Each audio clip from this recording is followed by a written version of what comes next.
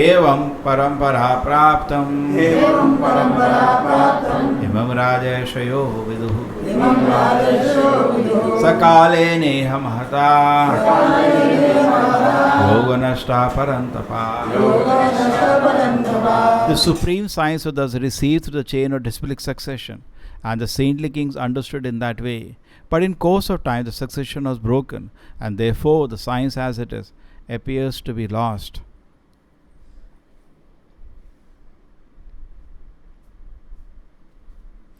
So Bhagavad Gita is a science. That is most important point here. Okay? Science means it is Vishesha. And it is not only some theory. Many times what happens, we know, I know some theory. Correct? That's not the right way. In fact, Krishna's activities are so bewildering that every moment devotees are surprised and they are astonished by Krishna's activity. Same thing should happen when we read Bhagavad Gita. Then you are reading it properly. When you read Bhagavad Gita, many people, the situation is so bad, even before opening the book, they think they know what book has. Therefore, they never open the book. What do they need to open the book if you know? Correct? You ask somebody, what is Bhagavad Gita? Bhagavad Gita says you should do your duty. They never open the book. There is no need to open the book also. But if you open the book and you are in the proper perspective, every line should give you some astonishment. Oh my God. I did not know this. I did not know this. And this goes on. Even you enter to the spiritual world, when you look at Krishna, oh, what is he doing? I didn't know this. Krishna is constantly creating Ashcharya for his devotee. Krishna is called enchanter of the soul. All the living entity of the spiritual world, just like when Krishna was lifting the Govardhana mountain, what was happening? They were completely surprised. Krishna can do this, huh? They don't know. They know Krishna could jump on the Kaliya, but what is this now new?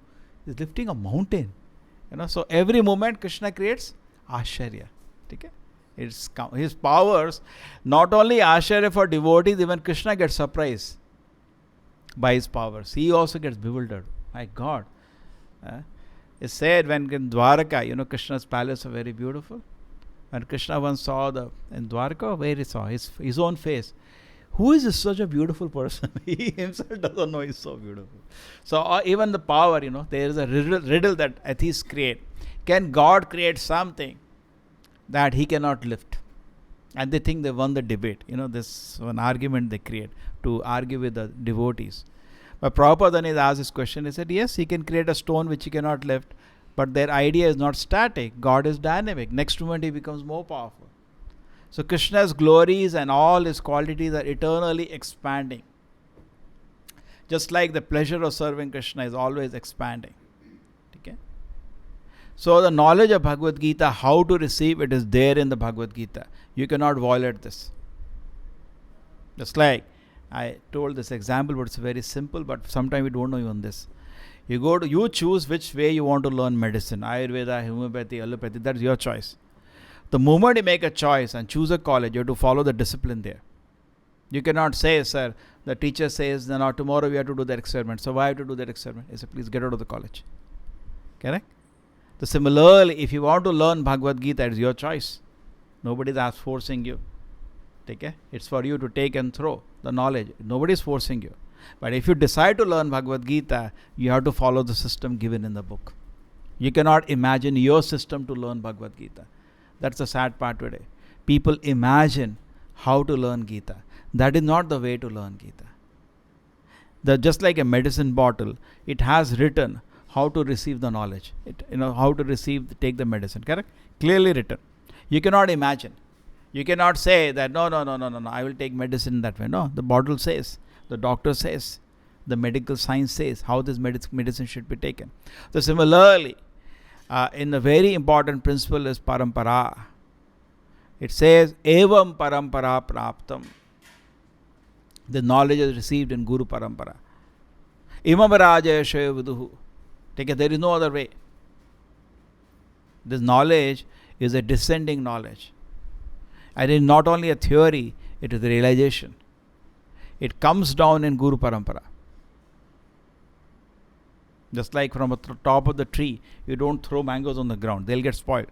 It is very carefully handed down. One person, next person, and then you get the mango you eat. Correct? You just throw on the ground, they will get spoiled. So spiritual knowledge is not thrown. Very carefully. It is compared to the ripened fruit. It is very carefully the knowledge is passed on to Guru Parampara. Rather, it is Krishna who is passed on. Krishna is not different from the knowledge. Krishna is absolute. Krishna knowledge, Krishna deity, Krishna Dhama is all absolute. Correct? There is no duality there. So therefore, Advaitam, it is complete Advaitam between different aspects of the Lord. If you are getting spiritual knowledge, it's as good as somebody is giving Krishna to you. Krishna se tomara, Krishna dite paro. Therefore, Bhaktivinoda Thakur says, O Vaishnava Acharya, Krishna is yours. You can give it to us. And that's the magic. Therefore, Prabhupada used to tell sometimes in class, can't you understand the magic? You got the knowledge. And he used to smile. The disciples don't know what magic has happened. To accept that I want to serve Krishna, that Krishna is my destination, is a magic. We are seeing so many people are there, they don't have that. He said nobody gave them, and you cannot give.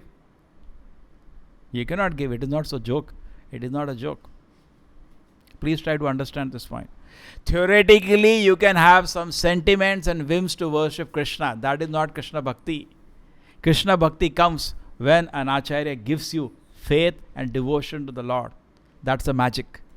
Krishna Shakti vina na hoy parivartana. This magic cannot be done without the Krishna Shakti.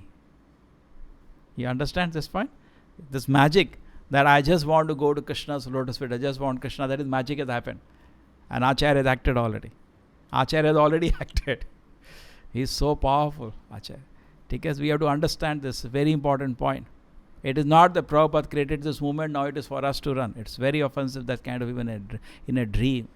It's Acharya's movement. Acharya is why you are worshipping. Acharya is there. It's not you are doing some Murti Puja. The personality is there. It is his movement. And anybody, even may not be reading But if it is doing some sincere devotion service, we get amazed to see the spiritual knowledge start developing in it.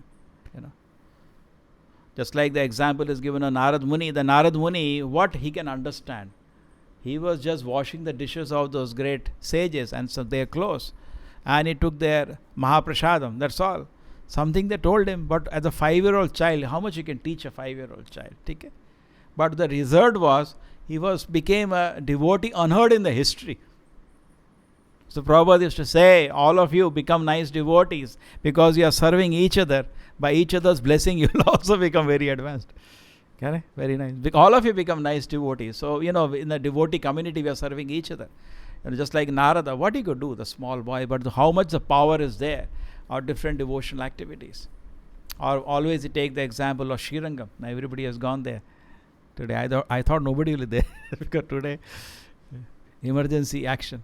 So, what happened? That Brahmana was just executing the order of his guru. Actually, he was not able to read anything because he was illiterate. He was just holding the book here, there, Prabhupada says. And sometimes you read, somebody doesn't know English and tries to know English, that will be quite common. With Sanskrit, we never hear anybody. Sometimes we have some people, students we meet, who are from UP and Bihar, and they join the college, but they don't know how to read English. When they read it, it's like you laugh at every word. What is he reading? It's very funny. You see?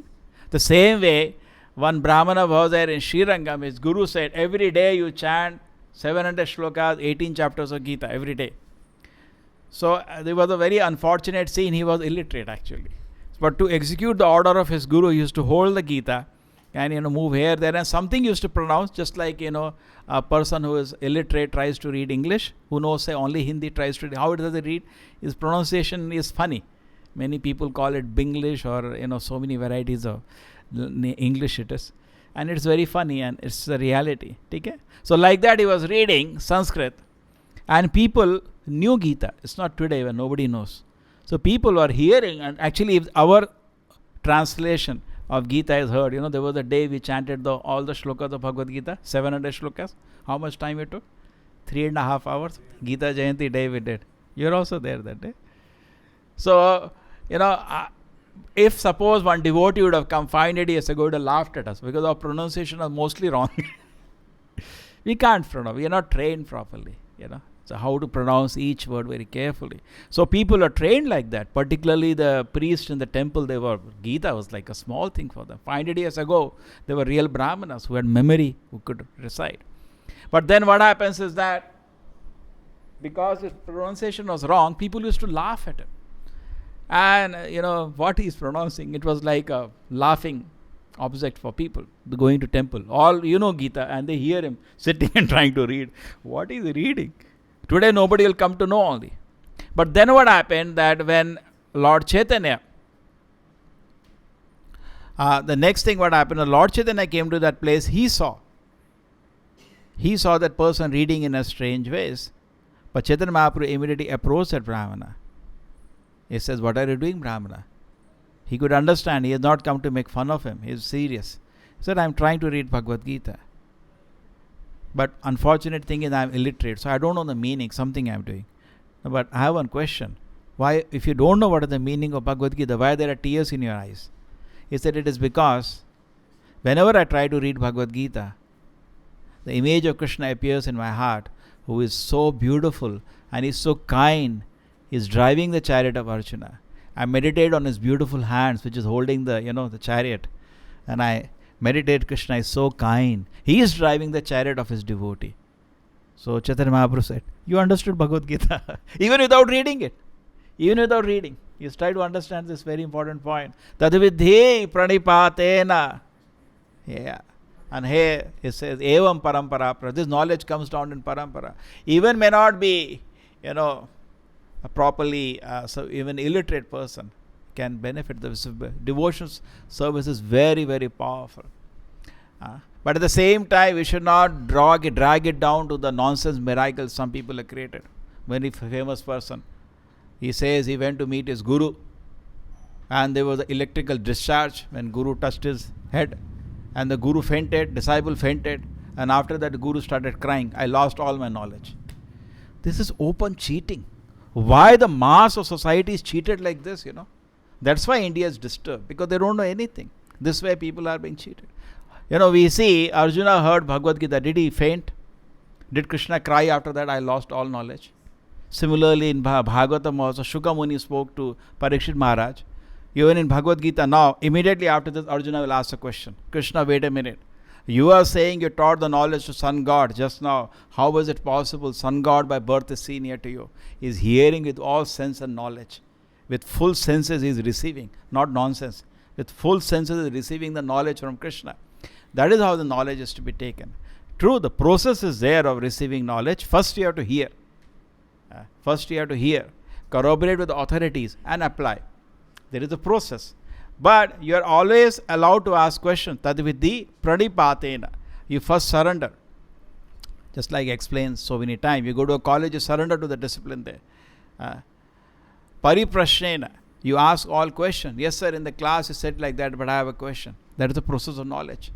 And sevaya. There your seva, you have to give some fees. But in the Vedic time, there is no fees asked.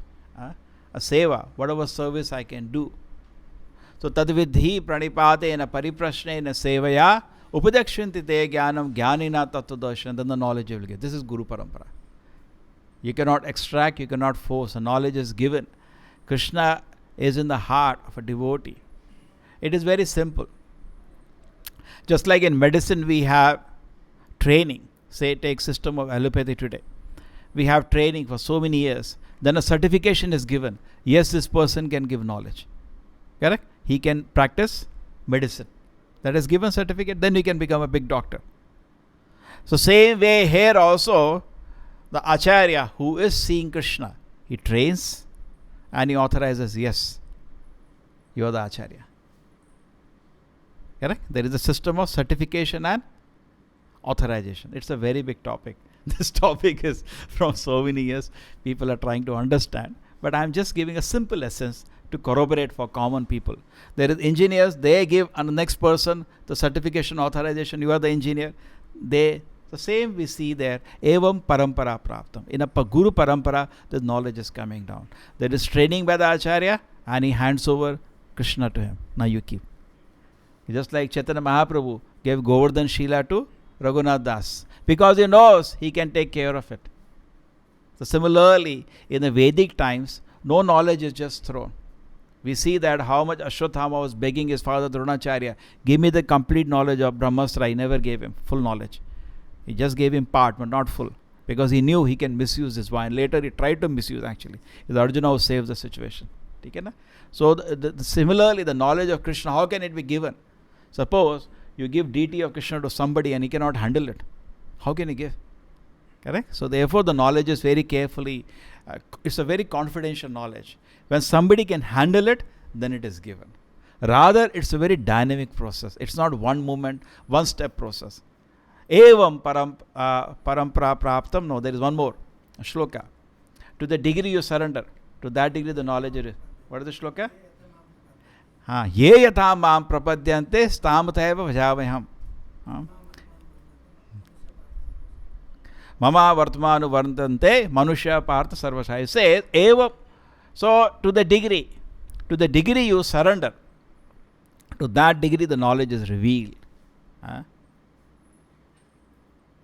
So, that is our Krishna conscious purpose. Prabhupada says, to the degree you are fit, the degree you can handle. Even karma, everything is like that. To the degree we can handle, the things are given to us. Suppose a person is there, he cannot handle anything. Then is a Shudra is the best job for him.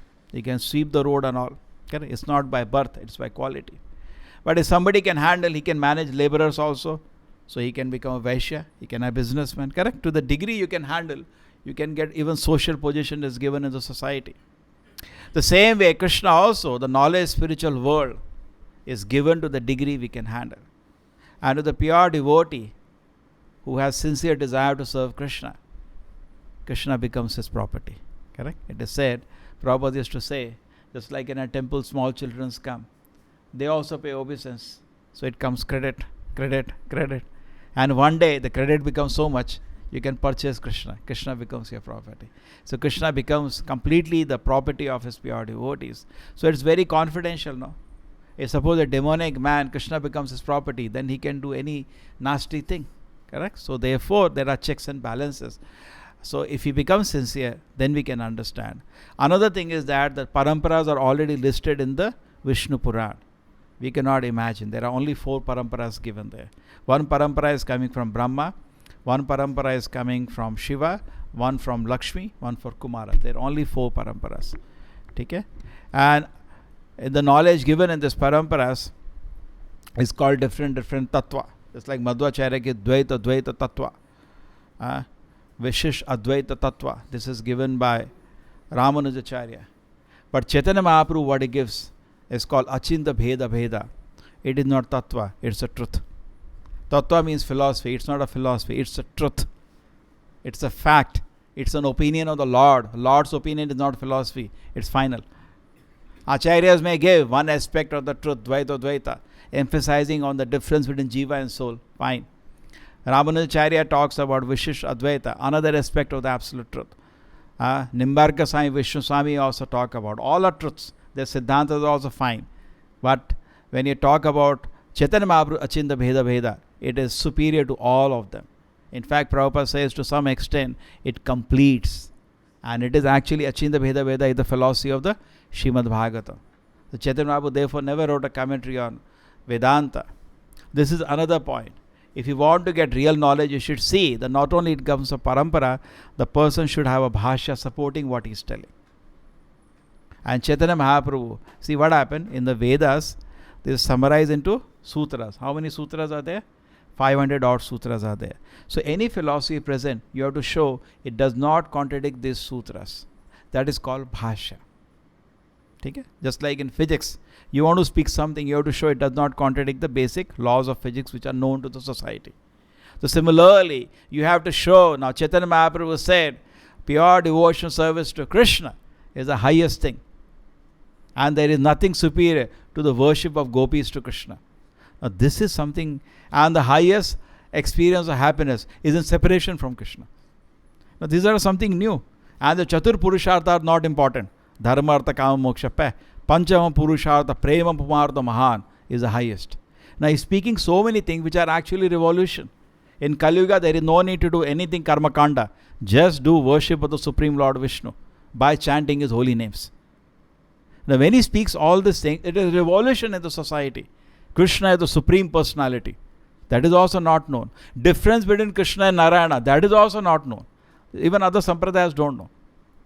Now when he speaks all this thing, he has to show some bhashya. But Chaitanya Mahaprabhu said, I don't have to write, it's there in Bhagavatam. Bhagavatam is the natural commentary of the Vedanta. Therefore Prabhupada made Bhagavatam the law books of ISKCON. Because this is, we are based. In fact, if you sit down and read Bhagavatam, you feel so nice page after page. I'm just following this book. You feel so nice actually. You know, I'm definitely obeying the Acharya, but Guru Sadhu Shastra never contradict each other. When you read Bhagavatam, you feel so nice. Same thing I'm doing. Correct? Shloka after shloka, the pure devotion service is upheld. Unique position of Krishna is upheld. In the first canto itself, it is said, Ete chamsa kala pumsa Krishnastu Bhagavan Swayam. Indrari Vyakulam Lokam Hridayanti Yuge Yuge. That Krishna is the Supreme Personality. All the expansions are coming out of Krishna, including Narayana expansion. This is, you read in the Bhagavatam, you feel so happy. Okay? And that is the fortune of being in a parampara. You get perfect knowledge. So sometimes people used to tell Prabhupada, Srila Prabhupada ki, Bhagavad Gita ki,